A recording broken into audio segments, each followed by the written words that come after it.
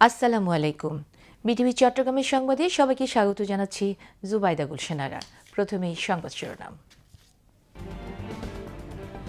2027 সালের এসএসসি ও এইচএসসি পরীক্ষার সময়সূচি প্রকাশ। এসএসসি 7 জানুয়ারি এবং এইচএসসি 6 জুন শুরু, জানালেন শিক্ষামন্ত্রী।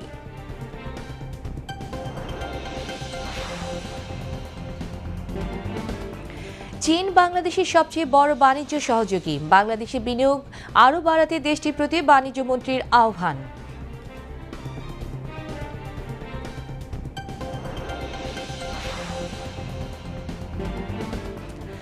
শাপলা চত্বর হত্যাকাণ্ডের মামলায় সাবেক মন্ত্রী ডাক্তার দীপু মনি, সাংবাদিক মোজাম্মেল বাবু ও ফারজানা রূপাকে গ্রেফতার দেখিয়ে কারাগারে প্রেরণ।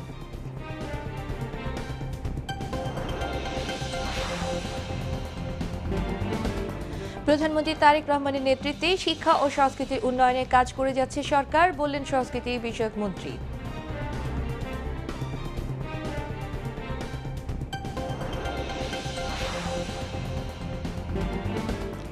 বেইজিং এ গ্রেট হল অব দ্য পিপলে চীনা প্রেসিডেন্ট শি জিনপিং এর সঙ্গে মার্কিন প্রেসিডেন্ট ট্রাম্পের বৈঠক।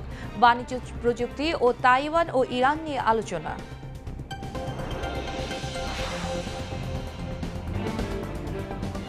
এবং মেজর লিগ সকারে লিওনেল মেসির হ্যাট্রিকে সিনসিনাটির বিপক্ষে 5-3 গোলে জিতেছে ইন্টার মিয়ামি।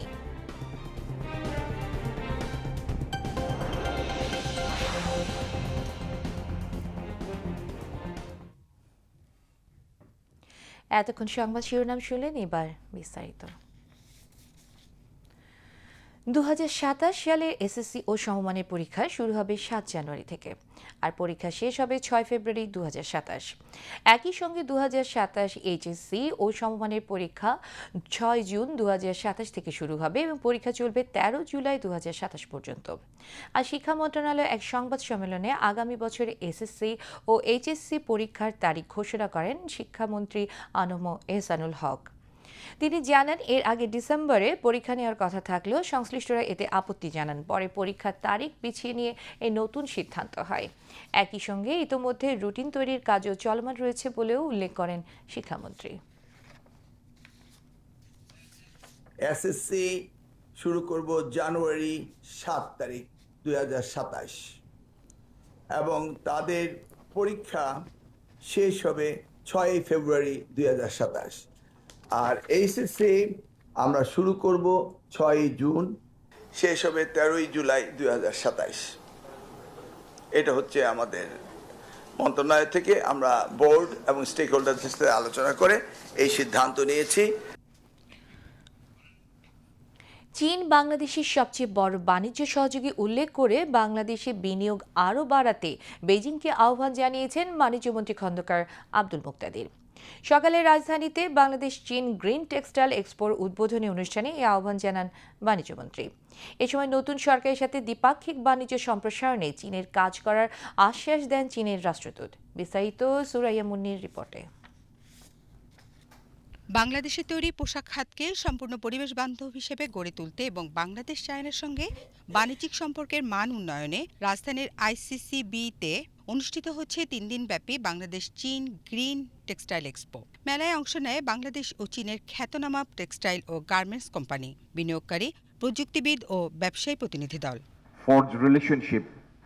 সকালে এই প্রদর্শনী মেলার উদ্বোধন করেন বাণিজ্যমন্ত্রী খন্দকার আব্দুল মুক্তাদির। এ সময় চায়নার উন্নত প্রযুক্তির প্রশংসা করে বাণিজ্যমন্ত্রী বলেন, চায়নায় সবকিছু এখন এআই এবং আধুনিক প্রযুক্তির মাধ্যমে পরিচালিত হচ্ছে। এ সময় দেশের পাট শিল্পের জন্য চীনের প্রযুক্তিগত সহায়তা চান তিনি। China is our biggest trading partner. The amount of import we make from China versus what we send to China is minuscule. The trade gap can be covered by the influx of Chinese investment.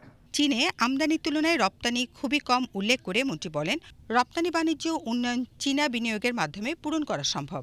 এ সময় রাষ্ট্রদূতের সহযোগিতা প্রত্যাশা ব্যক্ত করেন খন্দকার আব্দুল মুক্তাদির।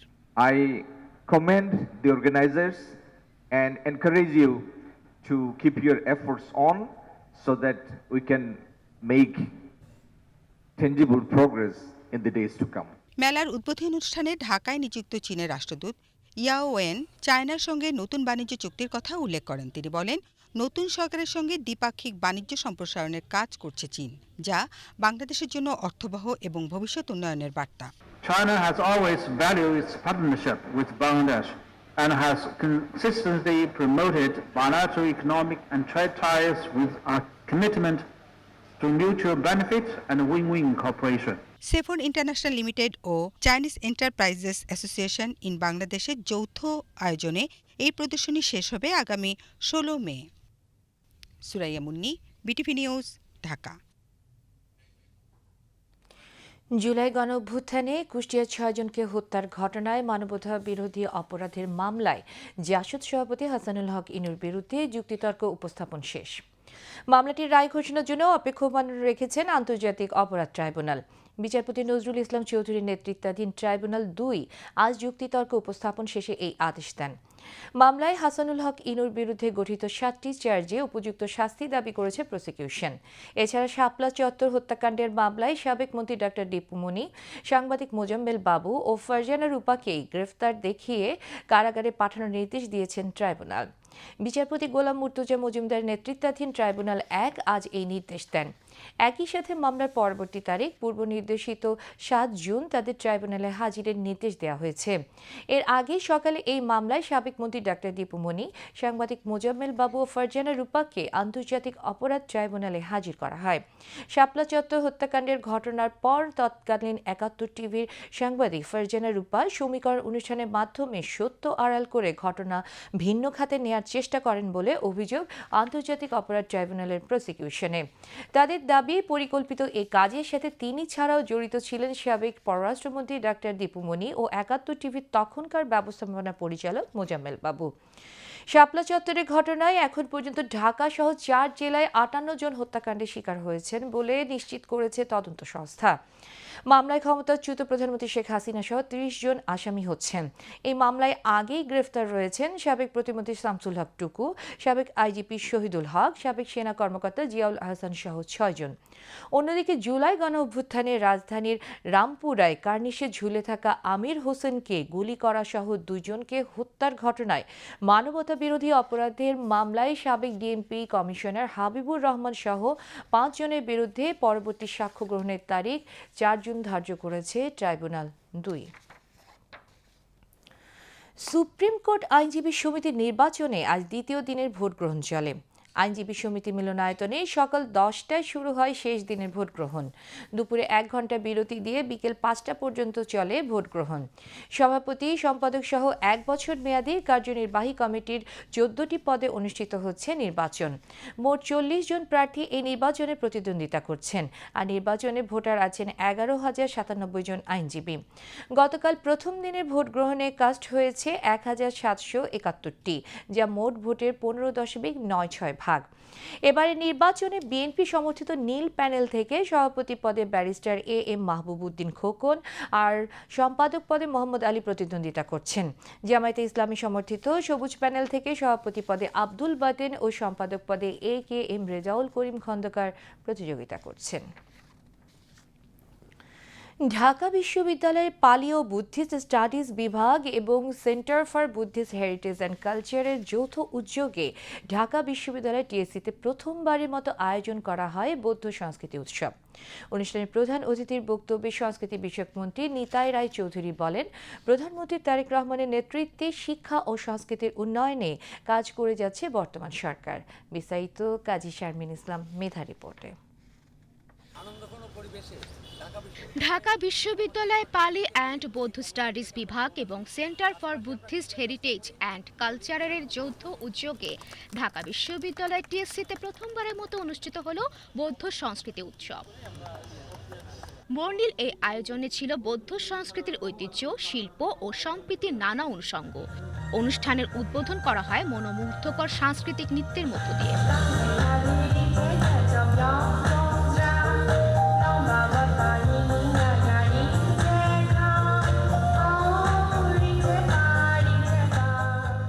অনুষ্ঠানের প্রধান অতিথির বক্তব্যে সংস্কৃতি বিষয়ক মন্ত্রী নিতাই রায় চৌধুরী বলেন, প্রধানমন্ত্রী তারেক রহমানের নেতৃত্বে শিক্ষা ও সংস্কৃতির উন্নয়নে কাজ করে যাচ্ছে সরকার। আমাদের প্রধানমন্ত্রী জনাব তারেক রহমানের নেতৃত্বে আমরা নিরন্তর নিরলসভাবে আমরা কাজ করে চলেছি। আমাদের ব্যাপক কাজের পরিধির মধ্যে শিক্ষা এবং সংস্কৃতি এই দুটোকে আমরা বেশি গুরুত্ব দিচ্ছি। বিশেষ অতিথির বক্তব্যে পার্বত্য চট্টগ্রাম বিষয়ক মন্ত্রী দীপেন দেওয়ান বলেন, বৌদ্ধ ধর্মের নিয়মনীতি ও আচার আচরণ মেনে চললে সমাজ থেকে হিংসা বিদ্বেষ দূর হবে এবং দেশে শান্তি প্রতিষ্ঠা পাবে। আমরা বৌদ্ধ ধর্মের দর্শনগুলো যদি আমরা পরস্পর শেয়ার করি, আমরা যদি আলোচনা করি, আমাদের জুনিয়র যারা আছেন প্রজন্ম আমাদের যদি চর্চা করি, তাহলে এগুলি মনে হয় অনেক ক্ষেত্রে আমাদের এই সমাজের দুঃখ কষ্ট লাঘবের ভিতরে সহায়ক হবে মনে করি। অনুষ্ঠানে আরও বক্তব্য রাখেন ঢাকা বিশ্ববিদ্যালয়ের উপাচার্য ডক্টর ABM ওবায়দুল ইসলাম এবং কলা অনুষদের ডিন মোহাম্মদ আবুল কালাম সরকার। উৎসবকে ঘিরে টিএসসি প্রাঙ্গণে বসানো হয় পাহাড়ি সম্প্রদায়ের গহনা, খাবার ও ঐতিহ্যবাহী পোশাকের স্টল। অনুষ্ঠান শেষে দর্শনার্থীরা ঘুরে ঘুরে উপভোগ করেন এইসব আয়োজন। কাজী শারমিন ইসলাম মেধা, পিটিভি নিউজ, ঢাকা। এবার আন্তর্জাতিক সংবাদ।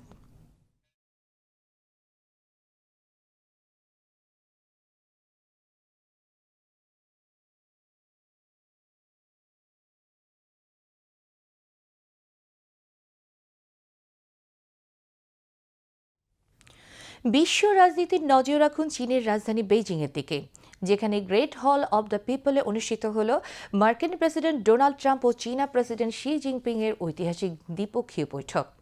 আজ স্থানীয় সময় সকালে এই বৈঠক অনুষ্ঠিত হয়। বৈঠকের শুরুর বক্তব্যে শি বলেন, সারা বিশ্ব আমাদের এই বৈঠকের দিকে তাকিয়ে আছে।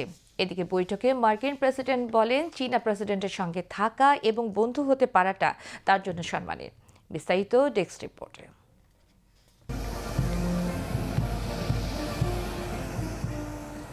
দীর্ঘ প্রায় এক দশক পর আবারও চীন সফরে মার্কিন প্রেসিডেন্ট ডোনাল্ড ট্রাম্প বেইজিং পৌঁছলে তাকে স্বাগত জানান চীনের ঊর্ধ্বতন কর্মকর্তারা। পরে গ্রেট হল অব দ্য পিপলে আয়োজন করা হয় আনুষ্ঠানিক সংবর্ধনা।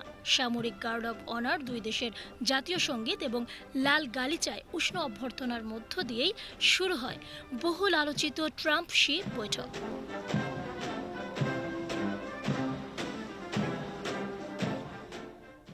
বৈঠকের শুরুতে বক্তব্য রাখেন চীনা প্রেসিডেন্ট, এরপরই মার্কিন প্রেসিডেন্ট ডোনাল্ড ট্রাম্প।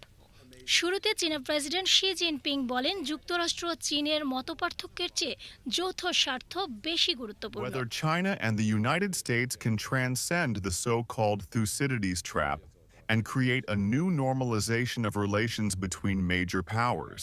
অন্যদিকে ট্রাম্পও শি জিনপিং এর নেতৃত্বের প্রশংসা করেন এবং দুই দেশের সম্পর্ক স্থিতিশীল রাখার কথা বলেন।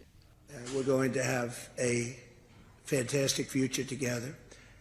Such respect for China, the job you've done. You're a great leader. I say it to everybody. You're a great leader. তবে কূটনৈতিক সৌহার্দ্যের আড়ালে রয়েছে বেশ কিছু জটিল ইস্যু। সবচেয়ে গুরুত্ব পাচ্ছে ইরান যুদ্ধ ও হরমুজ প্রণালীর পরিস্থিতি। ওয়াশিংটন চাইছে তেহরানের ওপর প্রভাব খাটিয়ে উত্তেজনা কমাতে সক্রিয় ভূমিকা নিক বেইজিং। তবে বিশ্লেষকরা বলছেন, এর মাধ্যমে তাইওয়ান ইস্যুতে যুক্তরাষ্ট্রের কাছ থেকে কিছু ছাড় চাইতে পারে চীন। বাণিজ্যও রয়েছে আলোচনার কেন্দ্রে। রয়টার্স জানিয়েছে, দুই দেশ নতুন করে শুল্ক কমানো, কৃষি পণ্য আমদানি বাড়ানো এবং প্রযুক্তি খাতে সহযোগিতা নিয়ে আলোচনা করছে।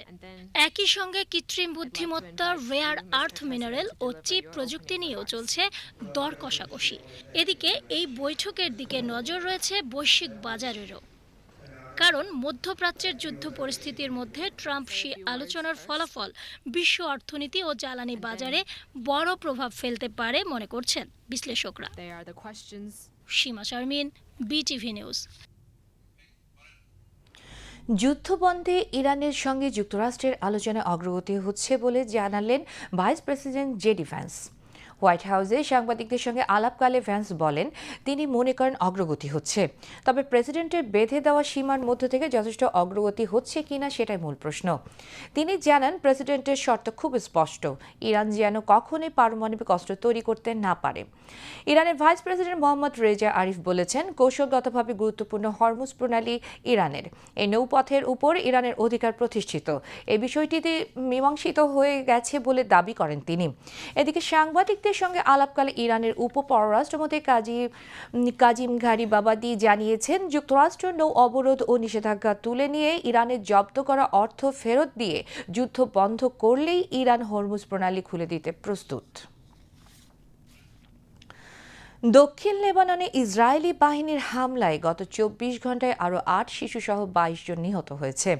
লেবাননের স্বাস্থ্য মন্ত্রণালয় জানিয়েছে, এই নিয়ে প্রেসিডেন্ট ডোনাল্ড ট্রাম্পের যুদ্ধবিরতি ঘোষণার পর মোট মৃতের সংখ্যা ৪০০-রও বেশি। পাল্টা ব্যবস্থা হিসেবে ইসরায়েলি বাহিনীর অবস্থান লক্ষ্য করে ড্রোন, রকেট ও মর্টার হামলার দাবি করেছে হিজবুল্লাহ। এদিকে যুদ্ধবন্ধে স্থায়ী শান্তি চুক্তির জন্য আজ ইসরায়েল ও লেবাননের কর্মকর্তাদের সরাসরি আলোচনার কথা রয়েছে। তবে হিজবুল্লাহ নেতা নাইম কাসেম এই উদ্যোগ প্রত্যাখ্যান করে বলেছেন, তার সংগঠন যুদ্ধক্ষেত্র ত্যাগ করবে না। ভারতের সবচেয়ে জনবহুল রাজ্য উত্তরপ্রদেশে ভারী বৃষ্টি ও বজ্রপাতে কমপক্ষে ৯০ জন নিহত হয়েছেন। আজ রাজ্যে দুর্যোগ ব্যবস্থাপনা ও ত্রাণ দফতর এ তথ্য জানায়। রাজ্যের ত্রাণ কমিশনার সামাজিক যোগাযোগ মাধ্যম এক্সে দেওয়া এক পোস্টে জানায়, বুধবার প্রতিকূল আবহাওয়ার কারণে ৮৯ জনের মৃত্যু হয়েছে। একই সঙ্গে ৫৩ জন আহত, ৮৭টি বাড়ি ক্ষতিগ্রস্ত এবং ১১৪টি গবাদি পশু ঝড়, বৃষ্টি, শিলাবৃষ্টি ও বজ্রপাতের কারণে মারা গেছে। রাজ্যের এক ত্রাণ কর্মকর্তা জানায়, গাছ পড়ে যাওয়া এবং বাড়ির দেয়াল ধসে পড়ার কারণে কিছু মৃত্যু হয়েছে। এছাড়া রাজ্যের মুখ্যমন্ত্রী কর্মকর্তাদের বেঁচে থাকা মানুষের সহায়তা ও ২৪ ঘন্টার মধ্যে আর্থিক সহায়তা বিতরণের নির্দেশ দিয়েছেন বলেও জানান তিনি। টেলিভিশন ফুটেজে দেখা যায়, প্রবল বাতাসে গাছ ও বিলবোর্ড উপড়ে পড়ছে এবং কিছু গাড়ির উপর ভেঙে পড়ছে। এছাড়া ধুলো ও ধ্বংসাবশেষের মধ্যে রাস্তার পাশের দোকানের কাঠের আসবাবপত্র উড়ে যেতে দেখা যায়। এদিকে শুধুমাত্র ভারোহী জেলাতেই ধূলিঝড়ে প্রাণহানি হয়েছে ১৬ জনের। পাশাপাশি ফতেহপুরে বৃষ্টিপাতজনিত কারণে ৯ জনের মৃত্যুর খবর জানা যায়। এছাড়া বুদাউন, চান্দাউলি ও সোনভদ্র জেলায় মৃত্যু হয়েছে আরও ৮ জনের এবং ক্ষয়ক্ষতি হয়েছে রাজ্যের ৫ জেলায়। আবারও দেশের খবর। এবারে সংবাদের সত্যতা যাচাই ভিত্তিক পরিবেশনা ফ্যাক্ট চেক, সত্য জানুন।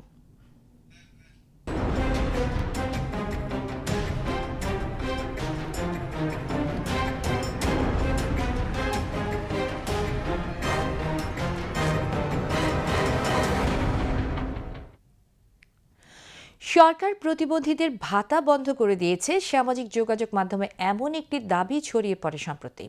একটি ভিডিওকে কেন্দ্র করে শুরু হয় আলোচনা সমালোচনা। তবে অনুসন্ধানে নেমে ফ্যাক্ট চেক প্রতিষ্ঠান বাংলা ফ্যাক্ট জানিয়েছে দাবিটি সঠিক নয়। ভাইরাল সেই ভিডিওটি আসলে প্রতিবন্ধীদের মানববন্ধনের, যেখানে তারা বিভিন্ন দাবিতে কর্মসূচি পালন করেছিল। জাকিয়া জামান আনিকার প্রতিবেদন।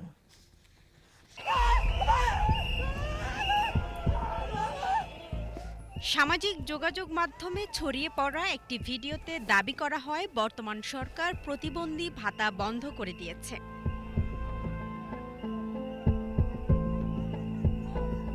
ভিডিওটি ঘিরে তৈরি হয় নানা আলোচনা, উদ্বেগ আর সমালোচনা। তবে অনুসন্ধানে ভিন্ন তথ্য দিয়েছে ফ্যাক্ট চেক প্রতিষ্ঠান বাংলা ফ্যাক্ট। প্রতিষ্ঠানটি বলছে, প্রতিবন্ধী ভাতা বন্ধ করে দেওয়ার দাবিটি সঠিক নয়, বরং ভিডিওটিকে ভুল তথ্য দিয়ে প্রচার করা হয়েছে।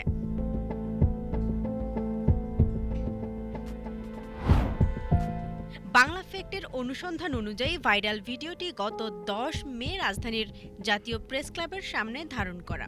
সেখানে মানববন্ধনে অংশ নেয়া বধির ও শ্রবণ প্রতিবন্ধীরা ১৫ দফা দাবি তুলে ধরে এবং বিভিন্ন সামাজিক সুবিধা নিশ্চিতের আহ্বান জানায়। বেতন ভাতা বাড়িয়ে দিতে হবে, এবং কাজ করার মতো কর্মসংস্থান তৈরি করে দিতে হবে বাংলাদেশ সরকারের কাছে। অনুসন্ধানে আরও দেখা যায়, আওয়াজ নিউজ নামে একটি ফেসবুক পেজ থেকে ভিডিওটি প্রকাশ করা হয়।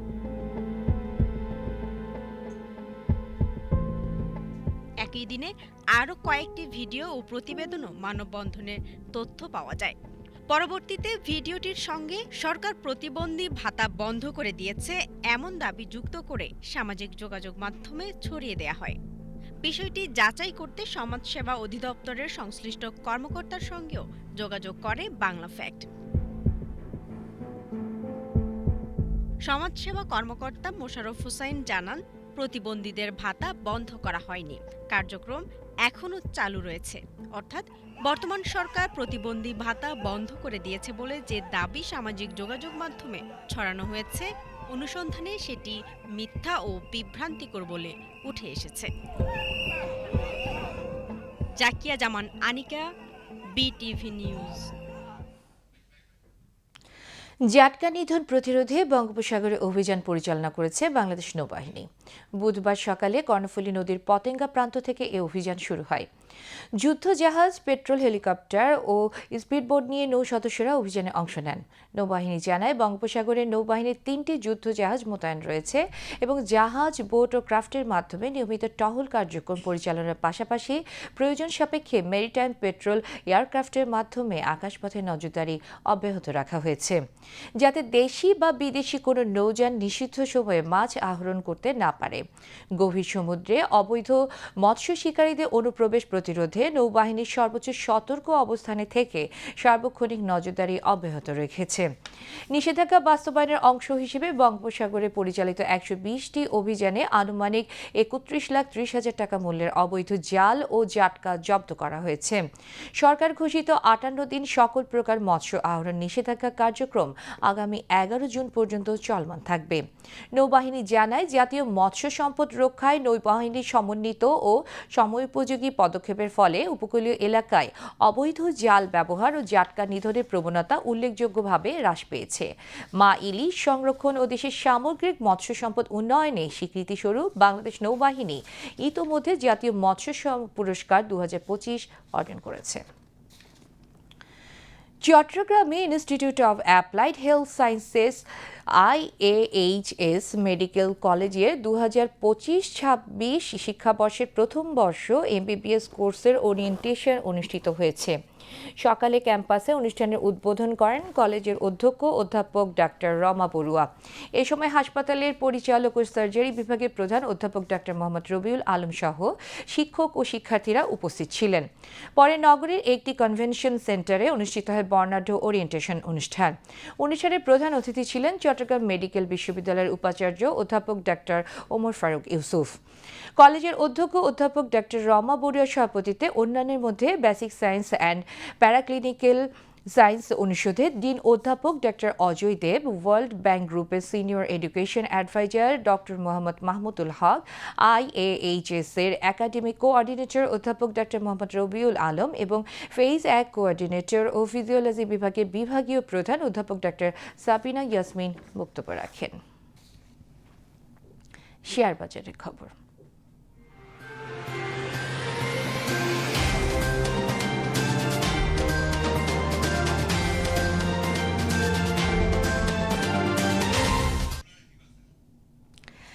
একদিন মন্দার পর চট্টগ্রাম স্টক এক্সচেঞ্জে চাঙ্গা ভাব ফিরে এসেছে। আজ সপ্তাহের শেষ দিনে শেয়ার লেনদেন কম হলেও মূল্যসূচক বেড়েছে। দিন শেষে সার্বিক সূচক দাঁড়িয়েছে 14,715.36, যা গতকালের চেয়ে শতকরা 0.30 বেশি। এছাড়া CAC 30-এর মূল্যসূচক দাঁড়ায় 12,933.0, যা গতকালের চেয়ে শতকরা 0.42 বেশি। আজ 220টি কোম্পানির 57,25,587টি শেয়ার লেনদেন হয়, যার মূল্য 18,48,24,000 টাকারও বেশি। এর মধ্যে 116টি কোম্পানির শেয়ার দাম বেড়েছে, 72টির কমেছে এবং 32টির দাম অপরিবর্তিত রয়েছে। এবার আন্তর্জাতিক মুদ্রাবাজারের খবর।